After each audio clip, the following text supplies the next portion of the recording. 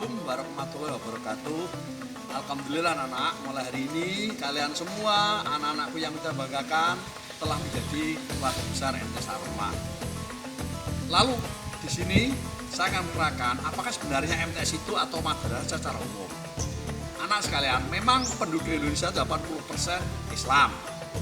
Tapi setelah Indonesia merdeka dulu, umat Islam terbelah menjadi dua.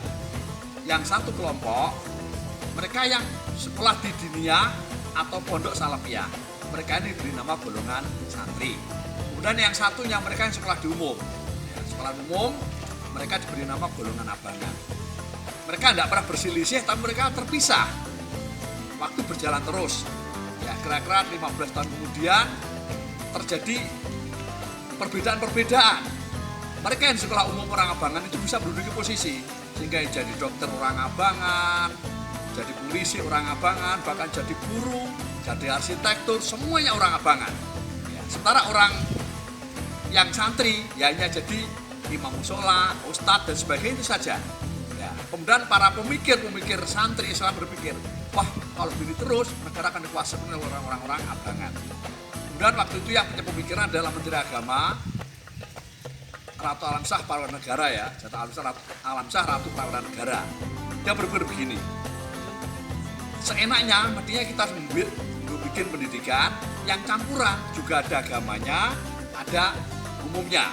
Maka Pak Menteri tadi mulai mendekati beberapa ulama. Di antaranya adalah ke pondok pesantren di Asem Bagus Situbondo. Waktu itu yang menjadi pengasuhnya adalah Kiai Haji Asar Syamsul Arifin. Kemudian Pak Menteri bertanya, Pak Yai, kita udah punya gedung, ya, punya tempat parkir, punya bangku, punya kursi, bahkan punya asrama. Tapi negara ini dikuasai bukan orang-orang kita ya. Gimana kalau kita membuat pendidikan yang ada umumnya, ada ijazahnya, sehingga para santri ini juga ikut kuasa negara itu. Setelah berpikir jenak, Pak Yai jawab, setuju Pak Menteri, tapi tolong bantulah saya, guru, buku, dan sebagainya. Akhirnya keduanya clear. Maka kemudian Pak Menteri menghubungi menteri terkait, terjalan sama SKB 3 menteri. Dalam SK 3 menteri yaitu Menteri Agama, Menteri Pendidikan, dan Menteri Dalam Negeri diputuskan bahwa ada lembaga pendidikan yang namanya madrasah. Yang pertama kali justru MTS ya. Itu sepakati MTS adalah madrasah ya, madrasah adalah lembaga pendidikan semacam SMP, macam SD, SMP atau SMA yang pendidikan agamanya minimal 30%. Salah lagi ya, madrasah adalah lembaga pendidikan selevel SD, SMP, atau SMA yang pendidikan agamanya minimal 30%. Bisa ditambah. Itulah pertama-tama lahirnya namanya madrasah. Waktu berkembang terus. Tahun 80-an itu sudah ada di SMP namanya EPTANAS, evaluasi belajar tahap akhir nasional. Nanti yang lulus dapat DANEM, daftar nilai TANAS murni. Waktu itu MTS diberi kebebasan, ada yang boleh ikut, ada yang tidak. Mereka ikut yang ingin melanjutkan ke SMA negeri atau SMA negeri saja ya. Yang tidak ingin itu juga nggak ikut. Sehingga beberapa siswa dari MTS kita ini dulu juga ada yang ikut. Antara sekarang jadi guru bahasa Arab di sini namanya Bani Masatin ya. Waktu berkembang terus, akhirnya pada tahun 1994 keluar undang-undang yang namanya USPN, Undang-Undang Sistem Pendidikan Nasional. Disebutkan bahwa MTS adalah SMP yang berciri khas Islam. Dengan demikian maka semua hak-haknya MTS sama dengan SMP. Ujiannya sama, bareng waktunya, soalnya juga sama, ijazah juga sama. Cuma saja MTS berciri khas Islam. Apa itu berciri khas Islam? Nomor 1, semua muridnya harus Islam. Nomor 2, semua gurunya Islam. Nomor 3, pakaiannya Islam.